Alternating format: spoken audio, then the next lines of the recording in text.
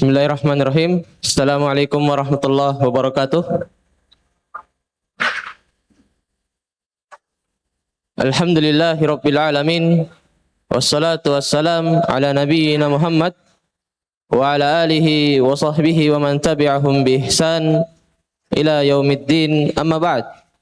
Alhamdulillah, segala puji hanyalah milik Allah Subhanahu wa taala yang masih memberikan hidayah dan taufik kepada kita semuanya, dan dengan segala kemudahan dari Allah Subhanahu wa taala, Allah Jalla wa Ala mempertemukan kita kembali di tempat ini, di basement Masjid Jannatul Firdaus Makassar, dalam program Sakinah, Sarapan Ki dengan Nasihat, dan dalam program Tanya Ayub, Tanya Jawab seputar Islam bersama Al-Ustaz Abu Yusuf Ubaid Bima hafizahullahu ta'ala wa rahimah.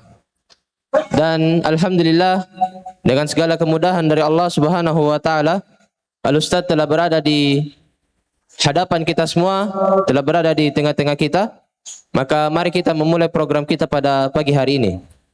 Baik, sebelum itu, bagi ikhwan yang hadir secara langsung dan bagi teman-teman santri apabila ingin bertanya, boleh lewat mic yang telah disediakan. Dan bagi teman Ayub yang menyaksikan program ini secara online dimanapun Anda berada, apabila Anda ingin bertanya, boleh mengirimkan pertanyaannya lewat kolom komentar akun media @AbuYusufUbaidBimaOfficial. Baik, pertanyaan pertama, kami bacakan dulu pertanyaan yang sudah masuk lewat pesan WhatsApp. Bismillah. Assalamualaikum Ustaz. Afwan, mau nanya gimana akikahnya anak perempuan? Banyak perbedaan, ada dicukur dan ada yang mengatakan tidak. Bisa dijelaskan Ustaz pendapat yang lebih kuat dan pendapat yang Ustaz ambil yang mana Ustaz? Mohon petunjuknya. Bismillahirrahmanirrahim. Alhamdulillahirabbil alamin. Wassalatu wassalamu ala Rasulillah wa ala alihi wa sahbihi wa man tabi'ahum bi ihsan ila yaumiddin. Amma ba'd. Yang pertama, hukum akikah bagi anak laki-laki ataupun perempuan menurut pendapat mayoritas adalah sunnah muakkadah. Sunnah yang sangat dianjurkan. Sunnah yang sangat dianjurkan.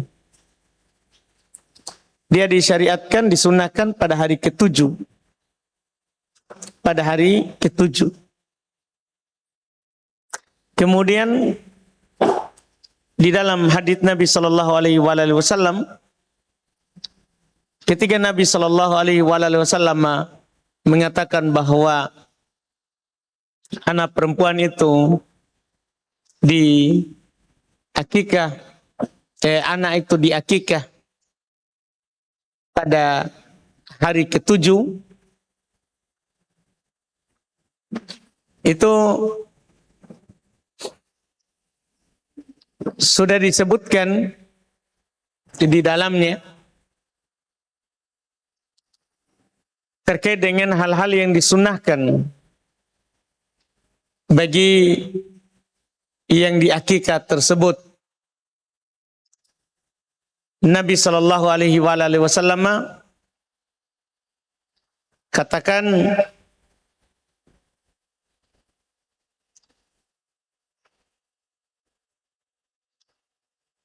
man wulida lahu maulud fa ahabba ayyansuk anhu falyaf'al anil gulami syatan mukafa'atan wanil jariyah syah. Siapa yang mendapatkan rezeki berupa seorang anak dan dia ingin mengakikahkannya, maka hendaklah dia lakukan. Untuk anak laki-laki 2 kambing dan untuk anak perempuan 1 kambing. Untuk anak laki-laki 2 kambing, untuk anak perempuan 1 kambing. Ini iya yang Nabi Sallallahu Alaihi wa ala alihi wasallam, katakan yang pertama terkait dengan kambingnya,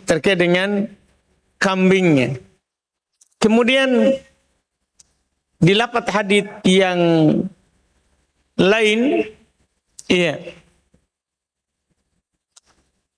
dari Nabi Shallallahu Alaihi Wasallam ditakbir dengan lafaz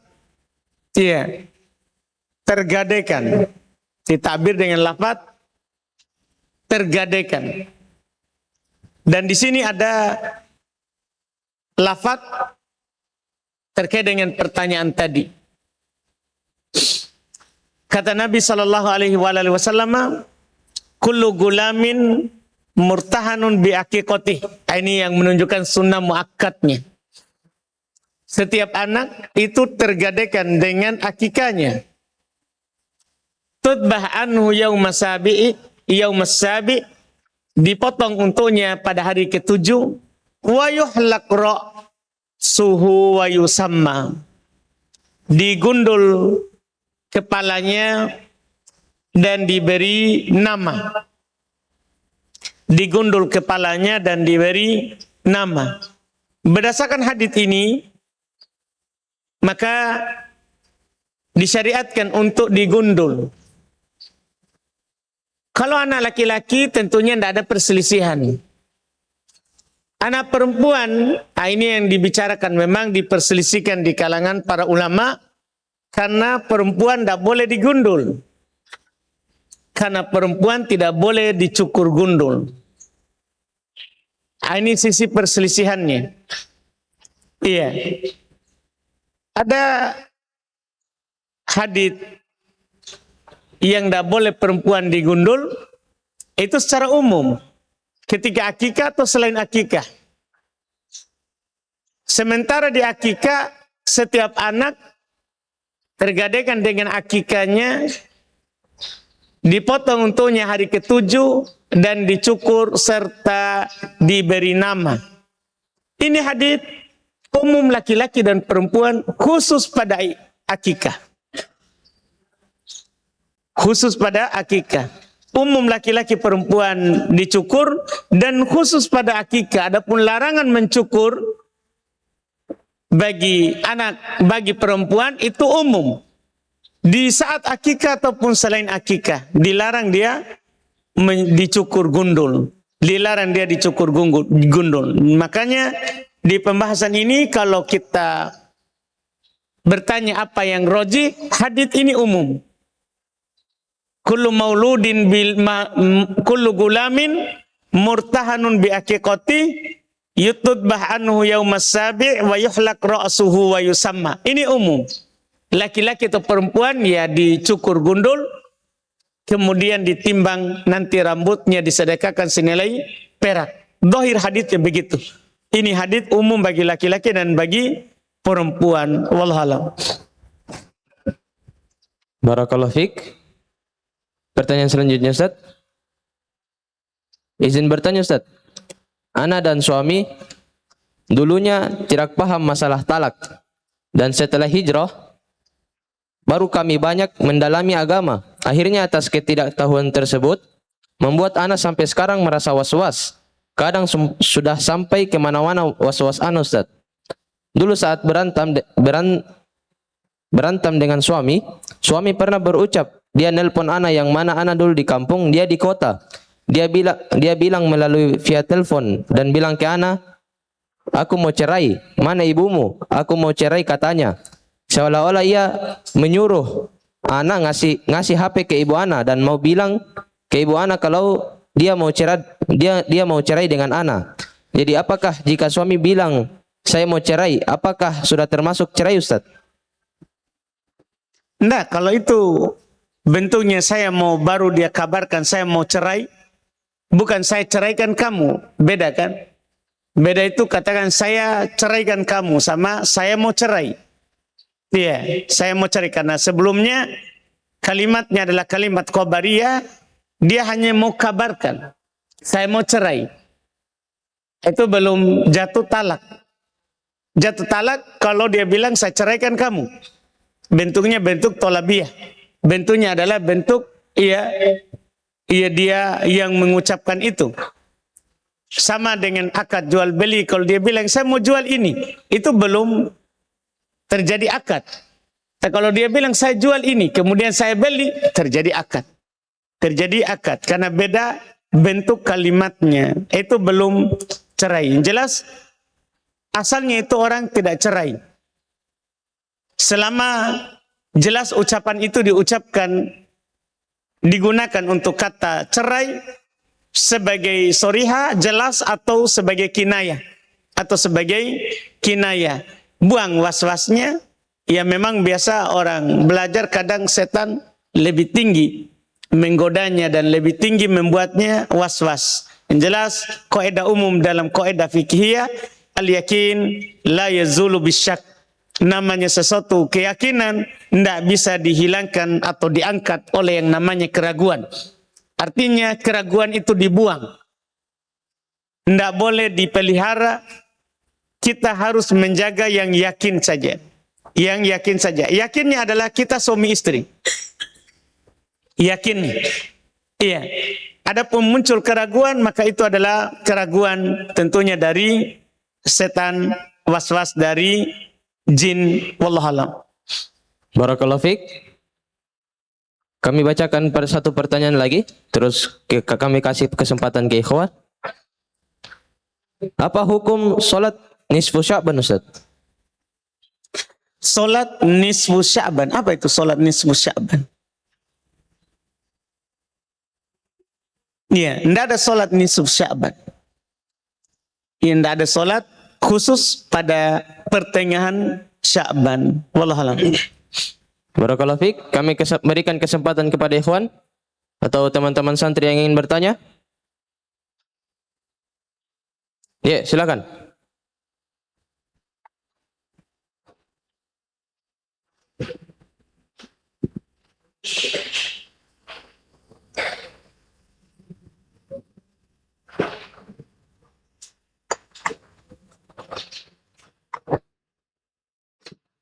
Bismillah. Apa Ustaz tentang pertemuan Bulughar Maram kemarin, Majelis Bulughar Maram. Di sini sebutkan tentang sholat sunnah rawatib yang disepakati itu ada 10. Kemudian dirinci 2 rakaat sebelum dan sesudah zuhur. Jadi yang mau Anda tanyakan tentang untuk mengejar 12 rakaat dalam sehari, otomatis kita tambah 2 rakaat, Ustaz. Baik itu sebelum ataupun sesudah. Yang menjadi tanyakan dari sisi pelaksanaannya, 2 rakaat itu rawatib, 2 rakaat dengan tatawwu' lain. Apa bisa kita kerjakan 2 rakaat dalam 2 niat? Apa bisa? Kita kerjakan 2 rakaat dalam 2 niat. Niat apa itu? Rawatib sama tatawwu' yang lain. Rawatib sama tatawwu yang lain. Yang lain itu maksudnya? Yang mana itu? Dari selain rawatib, Ustaz. Itu 4 rakaat tadi. Iya. Tidak bisa. Itu kan lafaz haditsnya 4. Lafaz haditsnya kan 4. 4 sebelum zuhur. Artinya 2 itu dengan tambah lagi 2. Bukan 2 digabung menjadi, bukan 4 digabung menjadi 2. Lafaz haditsnya adalah arba'an qabla zuhur. Yang 12 itu bukan 2 setelah 4 setelah 4 sebelum, bukan. Kan lafadznya arba'an qabla zuhur. Itu yang 12. 4 sebelum, 2 setelah. 4 sebelum, Ustaz. Iya, 4 sebelum tak. Berarti kan 2 rawatib tambah lagi 2. Iya. Kalau kita ngerjakan 2 rakaat, Enggak bisa, kan 4. Kan disebutkan 4. Enggak bisa 2. Dah kan lafaz haditsnya 4. Iya kan? Barakallahu fiik. Masih ada? Teman-teman santri? Jika tidak ada, kami bacakan kembali pertanyaan yang masuk.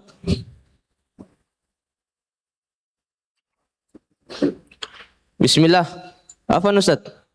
mohon tips atau nasihatnya agar dimudahkan untuk melunasi hutang, terutama hutang riba. Berdoa. Iya, berdoa kepada Allah Subhanahu wa taala. Iya. Supaya dilunasi utang. Berdoa kepada Allah Subhanahu wa taala supaya dilunasi utangnya. Ini tentunya hal yang paling pokok. Iya. Karena tidak ada yang lebih tentunya bisa membantu kita dalam kehidupan dunia ini. Bahkan tidak ada seorang pun yang bisa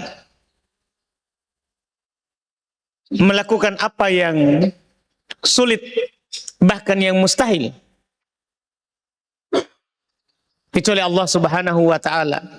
Kecuali Allah Subhanahu wa taala. Makanya dalam hadits Nabi sallallahu alaihi wasallam banyak mengajarkan kepada kita doa-doa agar supaya utang kita itu dilunasi. Kita bisa baca doa, lihat doanya Nabi sallallahu alaihi wasallam misalnya, beliau pernah berdoa, Allahumma inni a'udzubika minal ham wal hazan wa a'udzubika minal ajz wal kasal wa a'udzubika minal jubun wal bukhul wa a'udzubika min ghalabatid dain. Ini yang saya maukan. Wa a'udzubika min ghalabatid dain wa qahrir rijal. Ya Allah, saya berlindung kepadamu dari kesedihan dan kegundahan. Ya Allah, saya berlindung kepadamu dari kelemahan dan kemalasan. Ya Allah, saya berlindung kepadamu dari sifat kikir dan penakut. Ya Allah, saya berlindung kepadamu dari lilitan utang serta penindasan manusia. Di situ. Itu contoh dari Nabi SAW. Bahwa kita dalam utang, kita berdoa kepada Allah Subhanahu wa taala. Kita berdoa kepada Allah Subhanahu wa taala untuk membantu kita dalam melunasi utang. Kemudian yang kedua, tipsnya adalah kita selalu berniat berutang itu untuk dilunasi. Bukan berutang untuk tidak dilunasi. Enggak. Karena ada juga hadis Nabi SAW, siapa yang berutang dengan niat dia akan melunasinya, maka Allah Subhanahu wa taala akan membantunya untuk melunasinya. Allah Subhanahu wa taala akan membantunya untuk melunasinya, Ini keutamaan bagi orang yang berutang. Nabi SAW bersabda, man akhadha amwalan nas yuridu ada'aha addallahu anhu. Hadis yang sangat bagus, diketahui oleh orang-orang yang memang dia tidak bisa menghindar dari yang namanya berutang. Kata Nabi SAW, jadi butuh niat yang bagus. Man akhadha amwalan nas, barang siapa mengambil harta manusia, yaitu mau berutang, yuridu ada'aha, dengan niat ingin nanti dia melunasinya. Dia ingin, niatnya mau melunasinya, dia pinjam, dia niat sudah melunasinya. Maka Allah Subhanahu wa taala akan melunasi untuknya. Keutamaan. Sebagian orang berutang deh kan ikhlas di nanti itu. Artinya memang niat awal untuk tidak lunas. Utang sama dia deh, kayaknya dia ndak tagih itu. Itu niatnya sudah ndak bayar dari awal. Makanya dia sulit bayar. Biar utang 1.000, kalau ndak ada niat untuk bayar, ndak akan bisa dia bayar. Padahal ada uangnya. Tapi karena niatnya yang tidak bagus, Allah Subhanahu wa taala tidak memberikan hidayah untuk dia bayar. Makanya sekali lagi, tips supaya mudah bayar utang adalah ketika kita berutang harus ada niat untuk bayar. Harus ada niat untuk bayar. Iya, ini dua. Berdoa kepada Allah supaya membantu melunasi kita punya utang. Yang kedua, kita selalu berniat agar supaya utang kita itu bisa kita bayar. Allah alam, itu dua hal. Barakallahu fiik. Pertanyaan selanjutnya. Bismillah, afwan Ustaz. Apakah ada hadis yang melarang untuk memakai cincin di jari telunjuk dan jari tengah? Wallahu alam. Wallahu alam itu apakah ada larangan atau tidak? Wallahu alam. Barakallahu fiik. Pertanyaan selanjutnya. Bismillah. Ustaz, apa hukumnya takziah? Ada ceramah setelah kematian selama 3 malam. Takziah itu hukumnya disyariatkan, disunnahkan. Apa artinya takziah? Takziatan. Dari kata azza, yu'izzu. Takziatan, masdar itu. Bermakna tasliyah. Menghibur yang ditinggal mati. Menghibur yang kena musibah. Tidak harus meninggal. Tidak harus meninggal baru orang takziah. Dan takziah itu menghibur yang kena musibah. Kalau yang meninggal yang ditinggal mati. Disyariatkan bertakziah. Menghibur mereka. Mendoakan mayatnya. Mendoakan yang ditinggal mati agar supaya mereka mampu bersabar. Dan menasihati mereka untuk ikhlas dalam musibah tersebut. Itu namanya takziah. Itu namanya takziah. Dan takziah ini dalam fikih madhab Imam 4 itu tidak ada jam khususnya. Boleh kapan saja. Mereka hanya berselisih tentang berapa lama harinya. Iya, berapa lama harinya setelah meninggal itu takziah. Iya. Yang jelas hari pertama dia meninggal, disitulah kita hibur orang yang tinggal mati. Disitulah kita mendoakan orang yang meninggal. Disitulah orang kita bawakan makanan yang ditinggal mati. Seperti dilakukan oleh Nabi Sallallahu Alaihi Wasallam. Seperti yang dilakukan oleh Nabi Sallallahu Alaihi Wasallam. Adapun takziah ditentukan harinya hari pertama, kedua, dan ketiga saja. Dan dilakukan khusus di majelis khusus. Ini maksud takziah yang bid'ah idhofiyah. Bid'ah tambahan terhadap asal yang disyariatkan.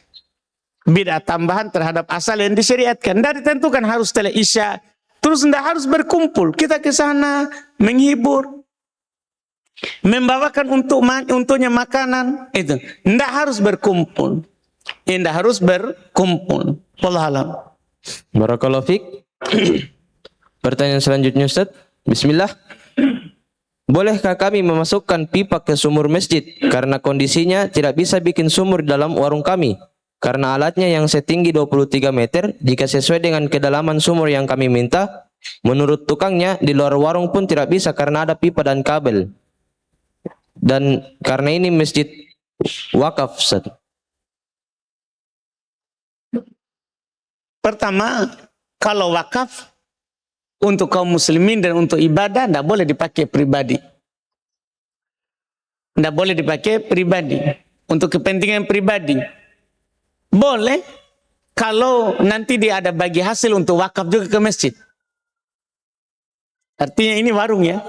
Warung, Ustaz. Dia ada persennya masjid. Karena dia menggunakan tanah wakaf. Iya, boleh dijadikan wakaf produktif untuk masjid. Tidak apa-apa. Dia jadikan wakaf produktif untuk masjid. Iya, artinya hasil dia bicarakan dengan pihak masjid. Hasil penjualannya dalam sehari atau dalam sebulan ada untuk masjid. Iya. Dan tentunya yang paling pokok adalah izin dulu di pihak masjid. Nadirul wakaf. Penunggu wakaf. Artinya pengurus wakaf itu harus ditanya. Kalau dia izinkan dengan ketentuan misalnya dia syarat persyaratkan, itu tidak masalah. Tapi kalau tanpa izin tentunya tidak diperbolehkan. Wallahu a'lam. Barakallahu fiik. Pertanyaan selanjutnya Ustaz. bolehkah menggunakan perhiasan berbentuk daun semanggi? Yang mana kaum Nasrani dan Yahudi meyakini bahwa daun semanggi membawa keberuntungan dan kebahagiaan, sehingga mereka sering menggunakan simbol ini sebagai ornamen di gereja-gereja mereka. Tentunya apa yang menjadi ciri khas dan ada keyakinan khusus mereka dalam hal apapun, tidak boleh kita pakai. Tidak boleh kita pakai.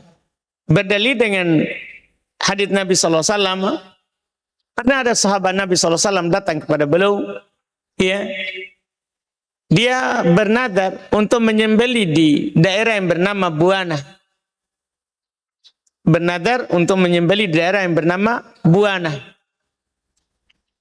Nadar kan nadar ibadah, kalau sudah kita bernadar ya kita tunaikan. Tapi ketika ada seorang bernadar menyebutkan nama tempat yang dia sembelihkan, ini kan nanti bisa saja ada masalah dengan tempat itu. Dan sampai ada tempat itu dikeramatkan. Maka sebelum Nabi membolehkan, Nabi bertanya dulu, hal fiha wathanun yu'bad? Apakah di tempat itu ada berhala yang disembah? Dia bilang tidak. Nabi bertanya lagi, hal fiha idun min a'yadil jahiliyah? Apakah di tempat itu ada perayaan dari perayaan jahiliyah sebelumnya? Dia bilang tidak. Baru Nabi bilang, penuhi nadarmu. Berarti ketika kita melakukan sesuatu, harus diperhatikan dulu, apakah di situ ada kebiasaan orang kafir atau tidak. Kalau ada, jangan dilakukan. Jangan dilakukan. Kita hindari. Kita hindari hal tersebut. Iya, wallahualam. Barakallahu fiik. Pertanyaan selanjutnya. Bismillah, apa Ustaz? Terkait salat sunnah rawatib sebelum zuhur, apakah setiap 2 rakaat salam atau langsung 4 rakaat lalu salam? Pertama boleh 4 rakaat sekali salam, 1 tahiyat. Boleh. Dan boleh dua-dua. Para ulama hanya berselisih mana yang lebih utama. Itu saja. Artinya kalau kita bertanya bolehnya, boleh langsung 4 1 kali salam, 1 tasyahud. Boleh juga dua-dua. Mereka berselisih yang utama mana? Oh, sekali 4 atau dua-dua. Sebagian ulama mengatakan dua-dua, dikiaskan, disamakan dengan sholat malam. Karena sama-sama sholat sunnah. Itu lebih utama. Karena sholat malam jelas ada dalilnya. Sholatul laili matna-matna. Sholat malam itu dua-dua. Itu jelas haditsnya. Dan sholat malam yang diinginkan adalah sholat sunnah. Maka ketika sholat siang juga sama. Sholat siang itu karena dia sama-sama sholat sunnah dengan sholat malam, dilakukan dua-dua. Wallahualam. Barakallahu fiik. Pertanyaan selanjutnya. Bismillah. Apa hukum menjual barang KW, Ustaz? Menjual barang KW. KW. Tanya pemerintah. Kan pemerintah yang mengatur barang, bukan saya. Iya. Pemerintah. Tanyakan pemerintah. Boleh nggak saya jual? Kalau pemerintah bilang boleh, saya bilang boleh. Kalau pemerintah bilang tidak boleh, saya akan bilang tidak boleh. Kita taat pemerintah. Kita taat pemerintah. Wallahualam. Karena kan terkait dengan barang itu saudara, izin pemerintah. Barang yang diperjualbelikan kan izin pemerintah. Iya, wallahualam. Barakallahu fiik. Apabila ada ikhwah yang ingin bertanya? Tidak ada? Insyaallah tidak ada masalahnya, Ustaz. Alhamdulillah. Oh, ini ada pertanyaan kertas. Apa hukumnya 5 orang yang berbahasa daerah dalam satu ruangan dan orang yang keenam tidak mengerti? Tidak boleh. Tidak boleh. Kita kan tidak boleh berbisik-bisik saja dengan bahasa yang sama. Tidak diperbolehkan kalau ada di situ orang lain. Maka kalau di situ ada orang lain, kita tidak boleh berbahasa daerah. Karena orang itu akan sedih. Atau akan bersangka buruk. Dia akan mengira bahwa kita membicarakannya. Menggosipkannya. Tidak boleh membuat orang bersangka buruk pada kita. Ya, itu tidak diperbolehkan. Iya, wallahualam. Barakallahu fiik. Pertanyaan selanjutnya Ustaz. Apa hukum sholat menggunakan pakaian yang ada tulisannya di belakang yang mungkin terbaca oleh orang lain saat sholat? Dihindari hal-hal yang membuat orang lain lalai dalam solat, kita hindari. Wallahualam. Solatnya sah. Barakallahu fiik. Pertanyaan selanjutnya. Bagaimana menyikapi ikhwah yang memboikot sang penasehat setelah ditegur anaknya nakal? Dan apakah amalan si penasehat tidak naik ke langit karena tidak saling menyapa karena diboikot? Tentunya hal tersebut kalau ada orang yang memboikotnya bukan dia, tentunya tetap naik ke langit. Tetap naik ke langit. Yang naik ke langit itu ya dua orang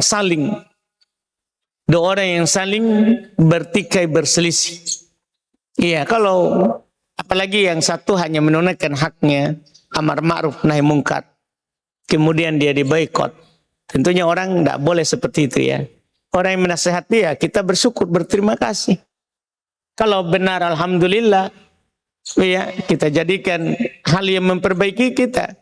Kalau salah yang dia nasihati, ya kita jadikan juga pelajaran dan bisa kita luruskan. Tidak seperti itu. Kita bisa sampaikan kepadanya. Tidak boleh kita memboikotnya. Wallahualam. Barakallahu fiik. Pertanyaan selanjutnya. Salat di tanah haram pahalanya 1000 bahkan 100.000 kali lipat. Apakah termasuk amalan lainnya Ustaz? Disebut ke hadis salat. Nabi langsung bilang salat. Salatu fi masjidi hada. Salatu fi masjidil haram. Salat yang disebutkan salat. Wallahualam kalau amalan lainnya. Iya. Wallahualam. Pertanyaan keduanya, amalan apa saja yang paling baik dilakukan saat punya banyak waktu di tanah haram? Salat. Kan hadis bilang salat. Iya. Salat yang dilakukan tentunya selain ibadah haji, umrah, iya, tawaf, sa'i, salat. Wallahualam. Barakallahu fiik.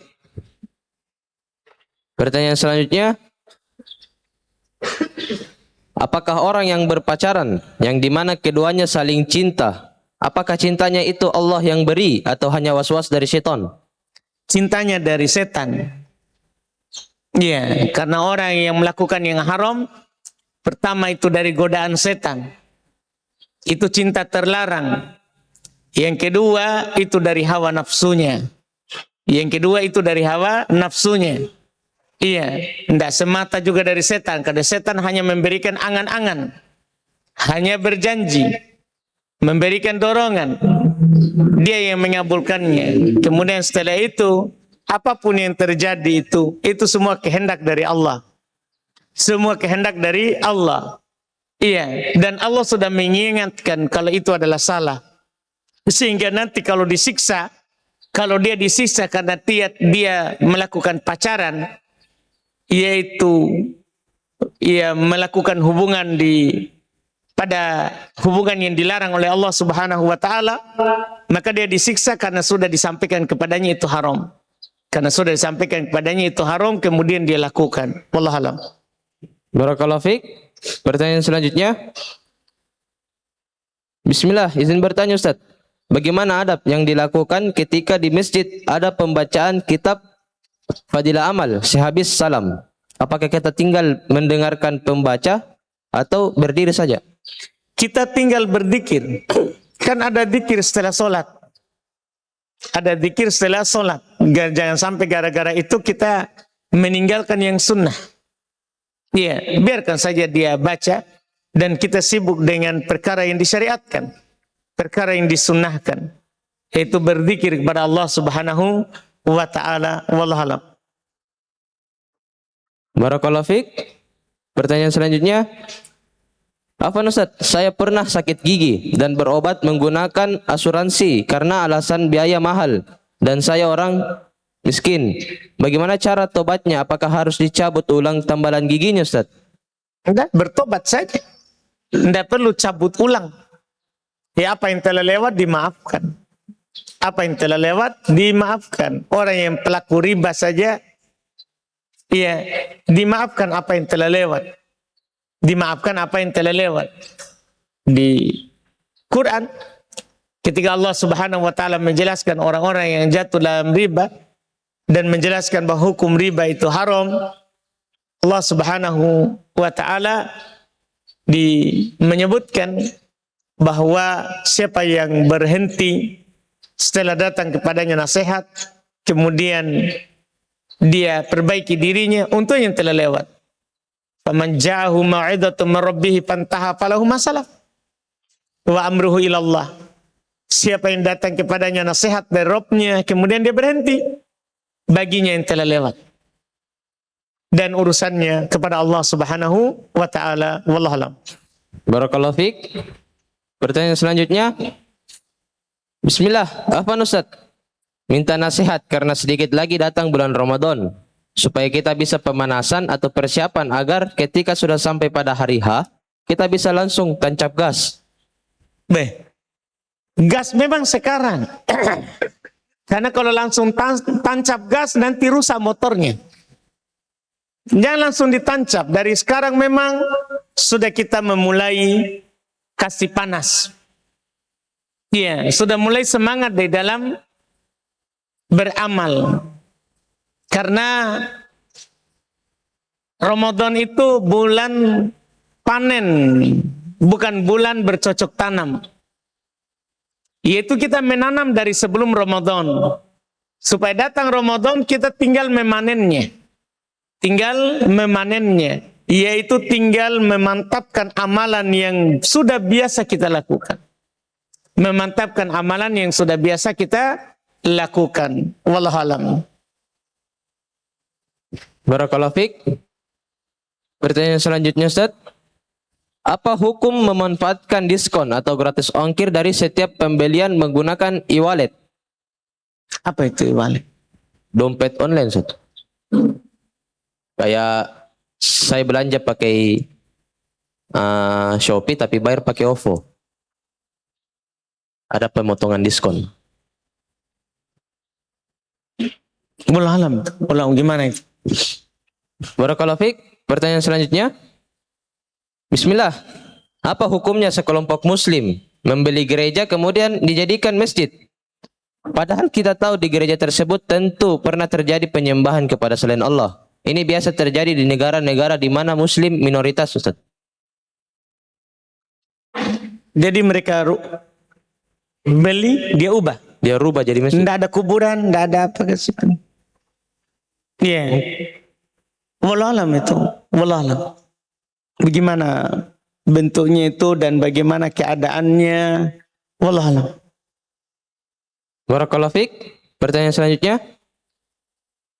Apakah ada sunnah yang dilakukan saat kita memimpikan anggota keluarga atau teman yang sudah meninggal? Apakah ada sunnah yang dilakukan saat kita memimpikan anggota keluarga atau teman yang sudah meninggal? Wallahu a'lam. Wallahu a'lam.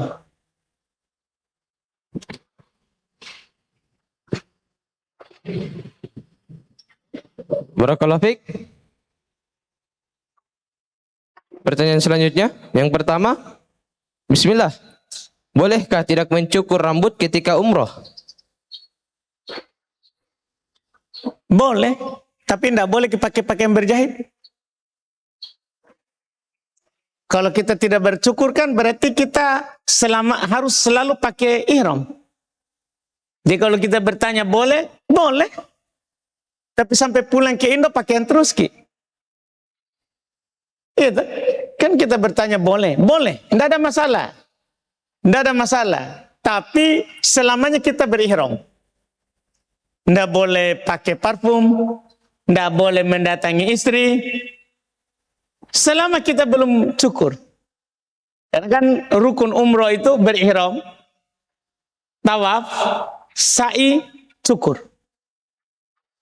Kalau kita tidak melakukan salah satu dari 4 ini, maka kita belum berumroh. Dan belum selesai umrohnya orang yang belum cukur. Jadi kalau dia pulang ke hotel, ndak boleh dia mandi pakai parfum karena masih berihram, masih berumroh. Ndak boleh mandi pakai sabun, ya, ndak boleh cabut kumis, tidak boleh cabut bulu ketiak, tidak boleh potong kuku, ndak boleh, kan hukum ihram. Hukum ihram, ndak boleh pakai pakaian yang berjahit, ndak boleh. Ndak boleh melamar, ndak boleh dilamar, ndak boleh menikah, ndak boleh dinikahkan. Banyak ini yang ndak boleh.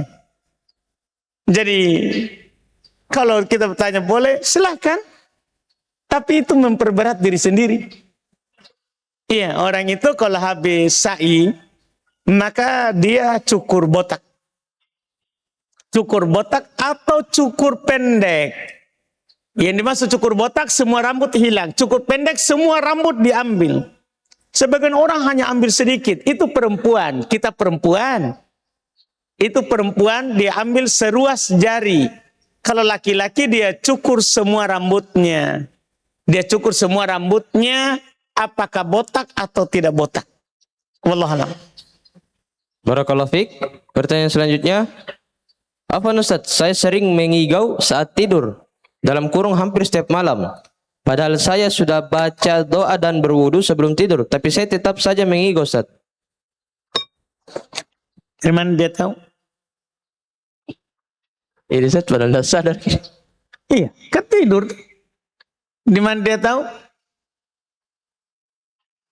Temannya yang kasih tahu ya? Atau gimana? Kenapa bisa dia tahu ini? Tidak tidur ini.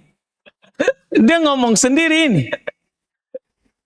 Santri ini tuh pelanggaran ini, tidak tidur dia. Sudah jam 10 ya. Butuh pergi dicek itu. Senter matanya. Sebetulnya tidak tidur. Dia pergi ngomong. Dia enggak sadar. Kenapa dia tahu kalau dia ngomong? Wallahualam. Apabila ada ikhwah yang ingin bertanya, tidak ada? Jadi saya tadi tertawa itu karena ini dua hal ya. Pertama ini kita tahu dia tidak tidur ini. Yang pertanyaan sebelum tadi saya sebenarnya lagi bingung ini, lagi pusing. Apa materi khutbah sebentar. Tadi ada pertanyaan, apa tipsnya? Apa ini sebelum Ramadan? Oh itu mau saja, persiapan Ramadanmu. Saya lebih bingung, apa sebentar ini mau dibicara? Iya, ternyata ada pertanyaan. Alhamdulillah. Alhamdulillah. Jazakumullah khairan. Barakallahu fiik. Pertanyaan terakhir. Bismillah, afwan Ustaz, mau bertanya. Bagaimana perhitungan zakat harta yang dimana tahun lalu sampai sekarang sudah sampai hisab dan haulnya? Terus bagaimana perhitungannya untuk selanjutnya?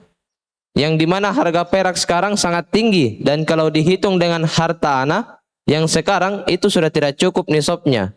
Pertanyaan ana Ustaz, bagaimana perhitungan untuk zakat harta anak selanjutnya? Harga perak sangat tinggi. Tunggu dulu, berapa harga perak sekarang? Perak tidak pernah naik tinggi sekali. Hah?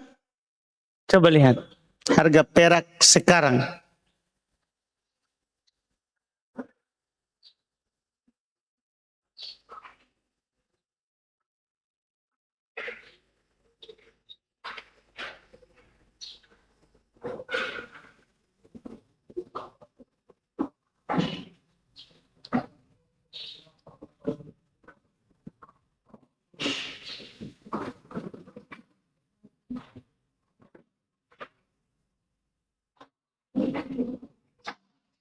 Rp57.000 Ustaz.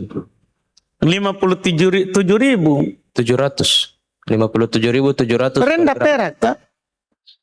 Rendah perak. Tapi anggaplah kita tidak senisab dengan perak. Kan berapa?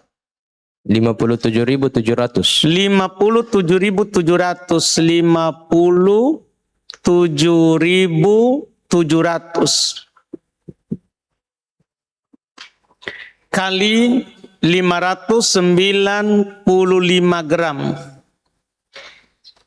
Berarti kan 34 juta, anggaplah segitu harganya. Kalau harganya sekarang tadi itu 57.700 rupiah, nisabnya perak kan 595 gram. Nisabnya perak 595 gram. Beda nisabnya emas. Kalau nisabnya emas adalah berapa? 80 gram. Sedikit nisabnya tapi tinggi harganya. Kalau perak tinggi nisabnya tapi murah harganya. Jadi perak itu nisabnya adalah 595 gram. Ya kita kalilah tadi 57.700 rupiah. Itu sama dengan 34.331.500 rupiah. Artinya kalau kita punya 35 juta, anggaplah kita bulatkan. Kalau kita punya 35 juta atau ya 3 juta 34 juta 500 anggaplah. Misalnya, iya, maka kita sudah wajib zakat.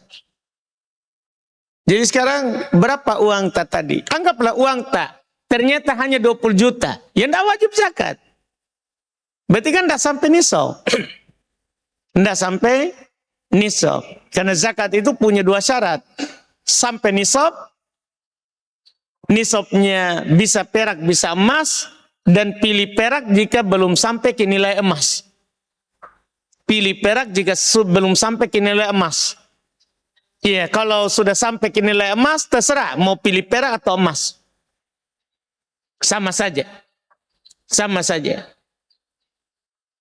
Maka ketika kita lihat bahwa sudah sampai nilai perak, sudah terpenuhi satu syarat. Sampai nisab. Setelah itu lihat syarat kedua, yaitu umurnya. Apakah sudah berumur setahun atau belum? Iya, itu adalah syarat wajibnya zakat. Wallahualam. Barakallahu fiik. Alhamdulillah, dengan terjawabnya pertanyaan terakhir tadi, berakhir pula program kita pada pagi hari ini. Kami mengucapkan kepada Ustaz, jazakumullah khairan, barakallahu fikum, wa yassarakumullah fi kulli umurikum. Karena sebabnya lah telah tersampaikan ilmu kepada kita semua. Dan ana memohon maaf kepada teman-teman yang belum sempat dibacakan pertanyaannya. InsyaAllah kita akan bertemu di lain waktu. Ana tutup, subhanakallahumma wa bihamdik, asyhadu an la ilaha illa anta astaghfiruka wa atubu ilaik. Assalamualaikum warahmatullahi wabarakatuh.